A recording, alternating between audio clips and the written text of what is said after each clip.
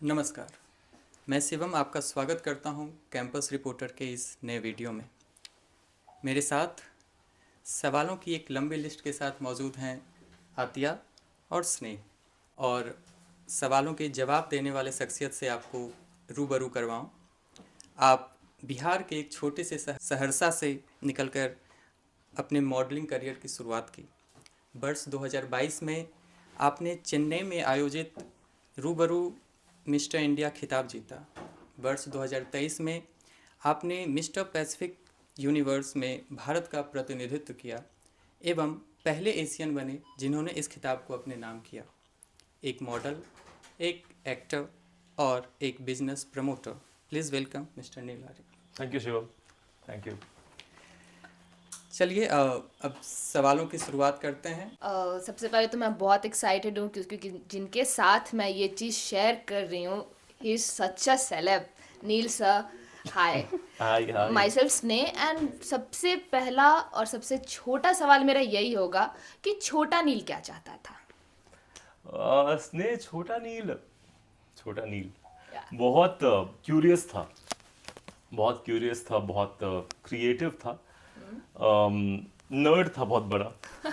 और उसने कभी ये नहीं सोचा था जहाँ पे आज बड़ा वाला नील खड़ा है, ये कभी आइडिया भी नहीं था। लेकिन मुझे लगता है कि उसकी क्यूरियोसिटी की वजह से ही बड़ा नील जहाँ पे है अभी वहाँ पे है।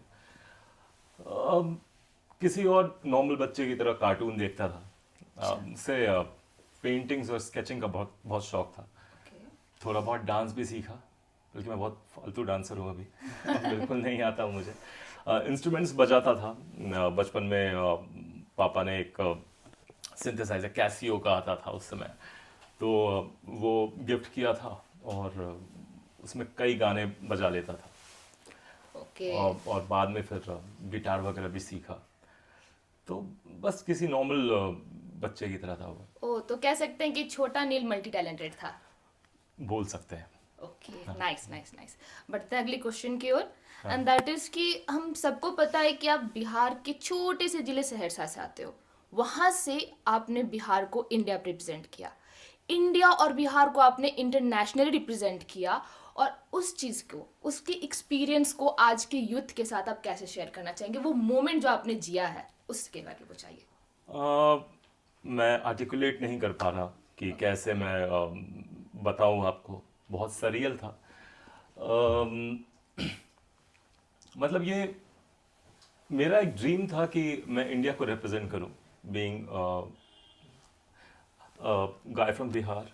क्योंकि बाकी हर स्टेट से मैं देखता था कि अच्छे अच्छे जो लड़के हैं लड़कियां हैं वो काफ़ी अच्छा मुकाम हासिल करते हैं, और मुझे लगा कि बिहार इसमें पीछे क्यों रहे।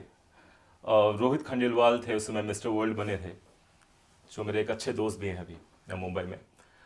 मैं उन्हें बहुत फॉलो करता था उस समय। और इनफैक्ट मैंने शुरू जब किया था वर्कआउट वगैरह, उस समय मैं काफ़ी हेल्दी था। मैं ऑलमोस्ट 130 केजी का था। और मैंने जब शुरुआत की तो मुझे ये नहीं पता था कि यहाँ तक मैं आऊँगा। मुझे ऐसा लग रहा था कि जब स्कूल में था कि लोग मजाक नहीं हो रहा है, तो उस वजह से बुली नहीं हूँ, उसके डर से मैंने वर्कआउट वगैरह शुरू किया था। कॉलेज में मैंने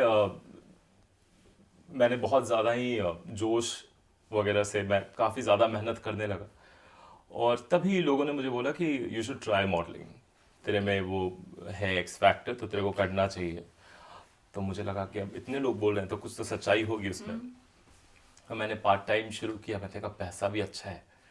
तो फिर इवेंचुअली धीरे धीरे मैंने फिर, जब मैं जॉब कर रहा था तो वहाँ पे फिर मैंने डिसाइड किया कि it's not very fair to step on two boats at one time, you know, ये तो गिर सकते हैं। तो कुछ टाइम के लिए मैं ब्रेक लूँ अपने जॉब से और मॉडलिंग ही करूँ। वहाँ पे मेरी मुलाकात फिर हुई पंकज खरबंदा सर से, जो फाउंडर हैं रूबरू मिस्टर इंडिया के। तो उन्होंने जब मुझे देखा, हम प्रोफेशनली नहीं मिले थे, पार्टी में मिले थे, तो उन्होंने बोला कि भाई तुझे करना चाहिए, तेरे में है वो, मतलब जो हम ढूंढ रहे हैं। पता नहीं क्या देखा उन्होंने, लेकिन मैंने सोचा कि मैं बस पार्टिसिपेट करूंगा। शायद थोड़ा अंडर कॉन्फिडेंट भी था उस समय, लेकिन फिर जीता। और फिर रेस्ट इज हिस्ट्री फिर। ओके सो इतने से कन्वर्सेशन से जी। मैं आपके अगर हिस्ट्री को छोड़ूं तो इतने से कन्वर्सेशन को मैं देख के बोल सकती हूँ कि सच में आपको मॉडलिंग चूज करना चाहिए था। अरे thank good you. Good Thank you. So now the next question जो कि बहुत ही स्पाइसी क्वेश्चन है और आज के जनरेशन को पेरेंट्स को ये चीज़ जरूर सुनना चाहिए। हम सबको पता है कि आपके पापा आईएएस ऑफिसर हैं, जी। आईएएस ऑफिसर थे, और ऐसा मिथ है हमारे बिहार में, बहुत जगह और चलता है बट बेसिकली हमारे बिहार में है कि डॉक्टर का बेटा डॉक्टर बनता है, इंजीनियर का बेटा इंजीनियर बनता है। बट आपके पापा, आपके पेरेंट्स ने कैसे इस लाइन में आपको सपोर्ट किया और आपका कैसा ये थॉट प्रोसेस हुआ कि नहीं मैं मॉडलिंग में जाऊंगा? मैं मानता हूँ कि इस मामले में बहुत लकी हूँ, क्योंकि मेरे फादर जो हैं वो बहुत फॉरवर्ड हैं और उन्होंने मुझे कभी फोर्स नहीं किया कि मैं एक सर्टेन रास्ता चुनूँ, एक सर्टेन करियर पाथ चुनूँ। पर उन्होंने ये बोला था कि तू अपनी पढ़ाई पूरी कर, क्योंकि जब मैं 12th में था तभी मुझे मन था कि मैं सिनेमेटोग्राफी वगैरह में घुसूँ। पर पापा ने बोला कि नहीं, you should have a degree. तो फिर मैंने डिज़ाइन चूज़ किया। बट एक्चुअली मैं बहुत लकी हूँ और मुझे लगता है कि हर पेरेंट को ये अपने बच्चों को चांस देना चाहिए अपनी कैपेसिटी में, कि उन्हें जो अच्छा लगता है या उसमें जो जिस फील्ड में वो अच्छे हैं, जो कुछ चीज़ें मुझे लगता है इनहेरिटेड होती है हम में, कुछ टैलेंट। जैसे मैं स्केच करता था, मैंने डिज़ाइनिंग की। मुझे लगता है कि अगर मैं इंजीनियरिंग करता बहुत घटिया इंजीनियर बनता मैं। तो इससे अच्छा मैंने वही बोला था कि अपनी मम्मी को कि इससे अच्छा मैं एक अच्छा डिज़ाइनर बनूं, एक बेकार इंजीनियर से।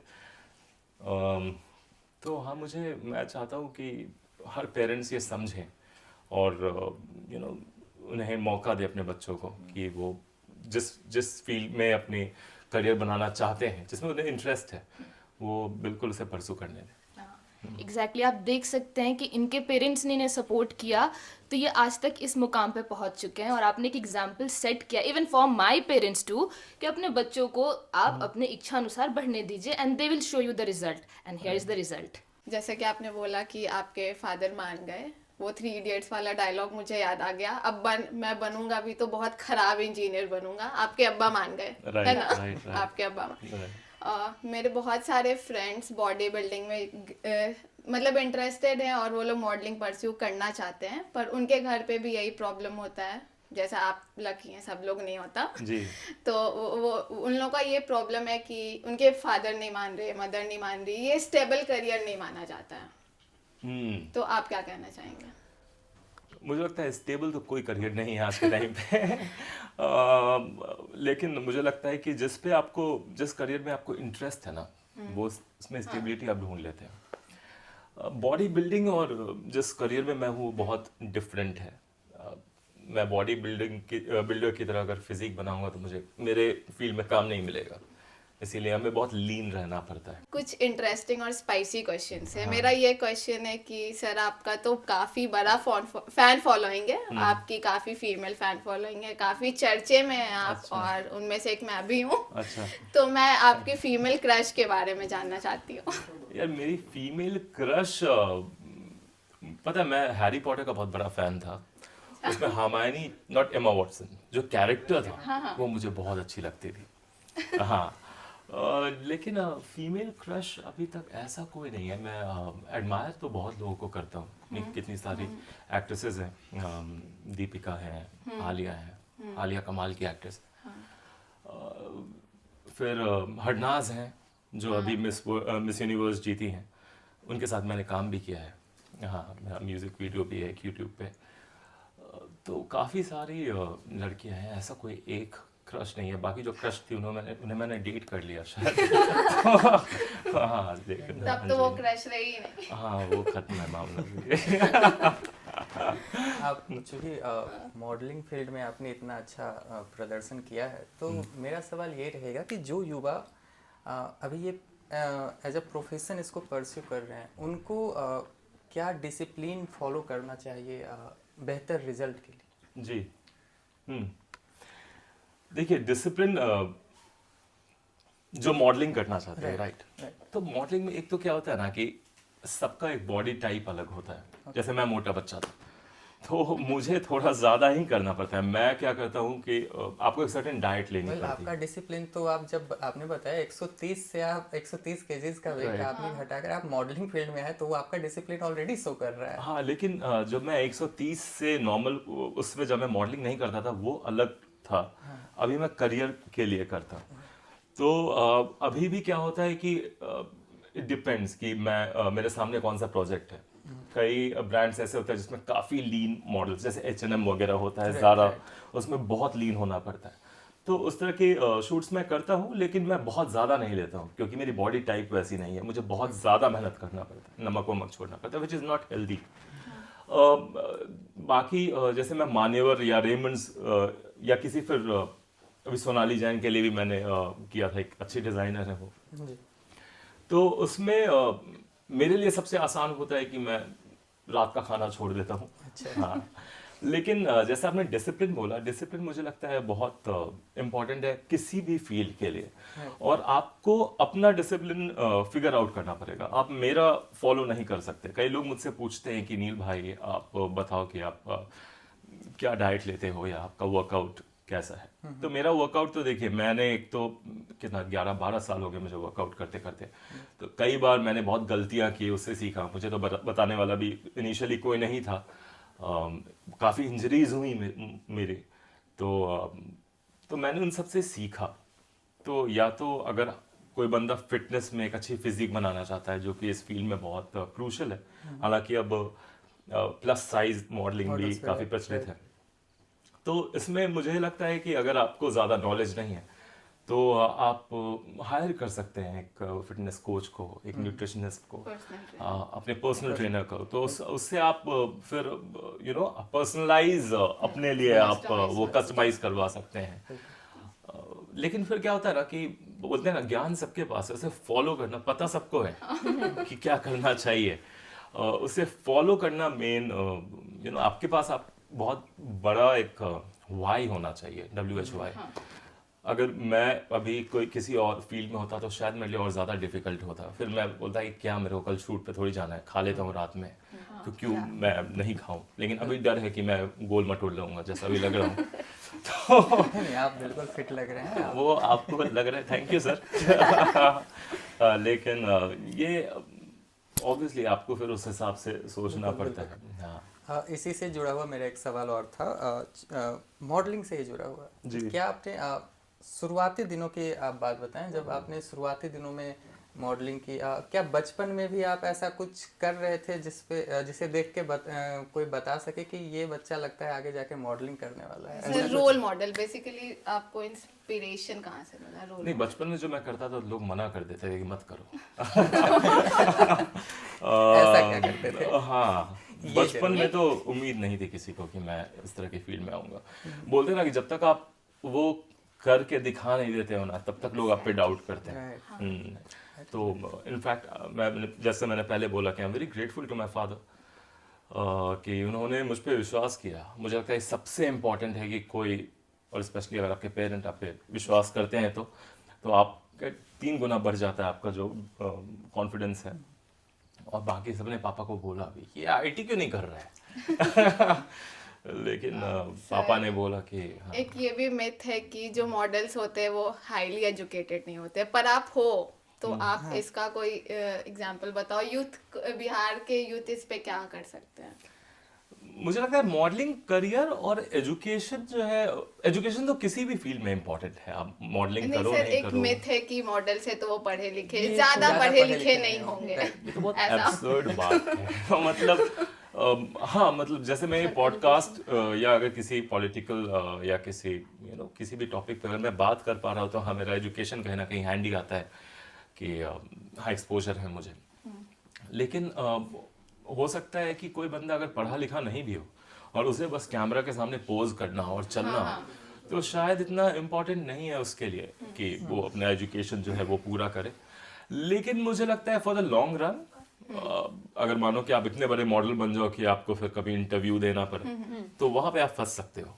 वहाँ पे फिर आपके लिए मुश्किल हो सकता है। तो मुझे लगता है एजुकेशन तो यार it should be a must. Graduation तो सबको करना ही चाहिए आज के टाइम पे।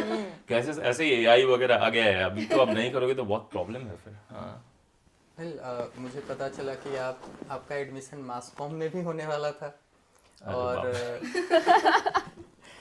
अब इसके बारे में बताइए। अच्छा क्या बशर्ते आपने उस फील्ड को नहीं चुना, आप यहाँ इसलिए नहीं, मैं उससे चुनता भी तो शायद यहाँ तक पहुँच सकता था, शायद और आसानी हो जाती है मुझे। Okay. शायद मेरी कम्युनिकेशन और बेहतर रहती है अभी आप लोगों की तरह। लेकिन मैं एक्चुअली मेरे एक दिमाग में था कि मुझे इस फील्ड में आना है। मैं थिएटर्स काफ़ी करता था, तो मैं ढूंढ रहा था रास्ता कि मैं किस रास्ते से यहाँ तक पहुँचूँ। गोल मुझे पता था कि क्या है मेरा, लेकिन मैंने एनएसडी में भी ट्राई किया, मेरा हुआ नहीं था उसमें, क्योंकि इतना अच्छा एक्टर नहीं था, शायद आज भी नहीं हूँ। लेकिन मास कॉम में ऑलमोस्ट मेरा एडमिशन होने ही वाला था, लेकिन फिर मुझे लगा कि डिज़ाइन, मुझे गाड़ियों में बहुत इंटरेस्ट था, तो मैंने प्रायोरिटाइज किया। उस समय का नहीं जो सोचा होगा, उसे मैं रिस्पेक्ट करता हूँ। जो 21-22 साल का हूँ मैं शायद, तो अभी उसे मैं कॉन्ट्रडिक्ट नहीं करना चाहता। मिलेगा तो कभी बात करूँगा उससे। हाँ। अगर आप अपनी कहानी चेंज करना चाहते हो तो what would you like to change? क्या इसमें एंडिंग आपके हिसाब से क्या एंडिंग चेंज होनी चाहिए? एंडिंग तो अभी तक हुई बहुत नहीं दूर है, पर फिर भी Ending आप तो क्या 50 साल चेंज दूर है करना शायद। चाहते हो? हाँ, लेकिन अभी शुरुआत है। मैं शायद कुछ चेंज नहीं करना चाहूँगा यार, बहुत मस्त चल रहा है, बहुत मज़ा आ रहा है। और मैं कोशिश कर रहा हूँ कि और मैं कंट्रीब्यूट कर पाऊँ, जो भी मैंने अचीव किया है, जो भी मैंने सीखा है उसे और जो लड़के हैं और जो टैलेंटेड हैं, काफ़ी मुझसे भी ज़्यादा टैलेंटेड लड़के हैं जिनके पास वो रास्ता नहीं मिलता उन्हें कि कैसे पहुँचे वहाँ तक। तो अगर मैंने कुछ फिगर आउट किया भी है कुछ परसेंट अपने लाइफ में, तो मैं चाहूँगा कि मैं और लोगों की हेल्प करूँ वहाँ तक पहुँचने के लिए। मुझे मीडियम मैं ढूंढ रहा हूँ, स्पेशली बिहार में बहुत वो है, पोटेंशियल है। और मुझे लगता है कि अगर बहुत लोग थोड़ा जाना भी चाहते हैं इसमें। बहुत जाना भी चाहते हैं, और मुझे लगा कि हम लोग अगर सब मिलके थोड़ा कोशिश करें तो बहुत सारे मिस्टर इंडिया और मिस्टर पैसिफिक यूनिवर्स होंगे। बिहार से निकलेंगे। हाँ जी। बिहार के युवा, और न केवल बिहार के, देश के युवा अगर इस फील्ड में आगे बढ़ना चाहते हैं, चूँकि आप इस फील्ड में इतना काम कर चुके हैं, तो आप उनके पास जो उनके सामने जो चैलेंजेस आते हैं, आप उससे भली भांति वाकिफ़ हैं, तो आपने उसे कैसे टैकल किया और आप क्या गाइड करना चाहेंगे उन युवाओं को जो इस फील्ड में आगे परस्यू करना चाहते हैं? मुझे लगता है जो भी इस फील्ड में इस फील्ड को परस्यू करना चाहता है, उसमें पेशेंस होना बहुत ज़रूरी है, क्योंकि इसमें तुरंत काम मिल भी सकता है, बट थोड़ा अनप्रिडिक्टेबल है ये फील्ड। कई बार आपको ऐसा लगेगा कि क्या आप में वो बात है भी, आप खुद से बहुत क्वेश्चन करने लगेंगे, ऐसा समय आ सकता है।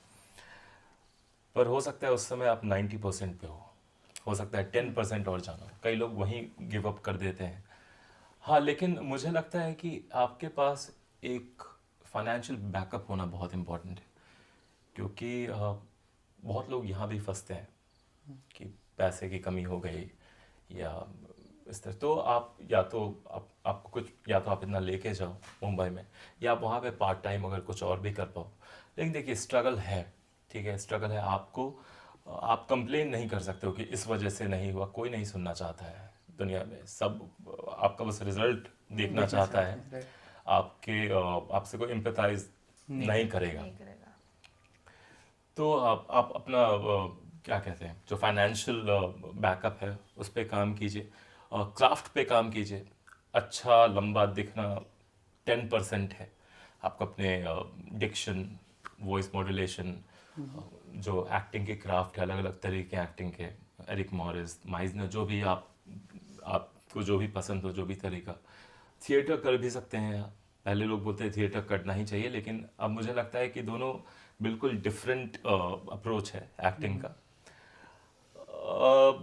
बाकी और कंसिस्टेंट रहना है, अपने हेल्थ का ध्यान रखना बहुत ज़रूरी है, क्योंकि कई बार ऐसा होता है कि सोने का भी टाइम नहीं मिलता है, 3-4 दिन बीमार पड़ सकते हैं आप, और वो सफ़र नहीं करेंगे आपके बीमार पड़ने पे। अगर आप नए हैं तो वो आपको रिप्लेस कर सकता है, आप हमेशा रिप्लेसेबल हैं वहाँ पे इनिशियली, जब तक आप एक मुकाम हासिल नहीं कर लेते हैं।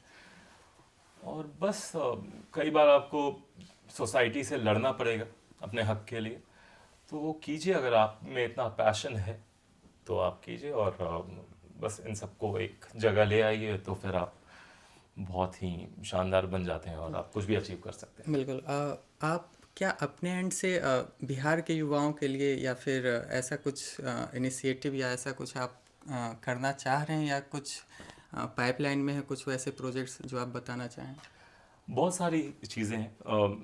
मेरा विज़न है कि यहाँ के जो लड़के हैं, जो एस्पायरिंग मॉडल्स हैं, उनके लिए मैं एक प्रोग्राम करूँ, उनके लिए एक उनके ग्रूमिंग के लिए अच्छे अच्छे कोचेस को मैं, जो बिहार में है या बिहार से बाहर, उनसे मिलूँ और एक कम्युनिटी बनाऊँ, और उन्हें जो टैलेंट्स हैं उन्हें ढूंढ कर उनकी मदद करूँ। क्योंकि at the end of the day करना तो आपको ही है, लेकिन हाँ, अगर कोई गाइड मिल जाता है तो समय रहते आप उस चीज़ को क्रैक कर सकते हो। लेकिन कई बार क्या होता है, नहीं तो ये उस समय ही निकल जाता है जब तक आप हर चीज़ फिगर आउट करते हो। तो ये विजन है और कर रहा हूँ उस पर काम। होपफुली जल्दी कुछ सामने नज़र आएगा। बिल्कुल। जी, मैं आपको आपके विज़न के लिए और आप जो काम करना चाहते हैं उसके लिए आपको बधाई देता हूँ। Thank you.